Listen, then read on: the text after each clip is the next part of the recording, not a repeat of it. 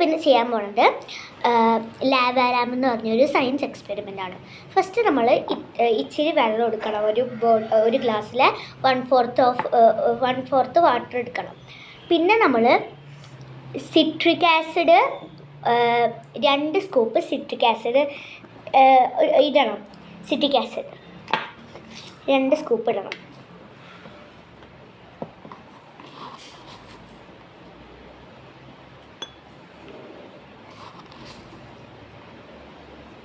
ഇപ്പോൾ 2 scoop citric acid ഇട്ടിട്ടുണ്ട്. Then നമ്മൾ 4 to 5 ഡ്രോപ്സ് ഫുഡ് കളർ, ഏതെങ്കിലും ഫുഡ് കളർ ഇടണം. അപ്പോൾ ഞാൻ റെഡാണ് ഇവിടെ എടുത്തേക്കുന്നത്. റെഡ് 4 to 5 ഡ്രോപ്സ് അതിനകത്തേക്ക് ഇടും.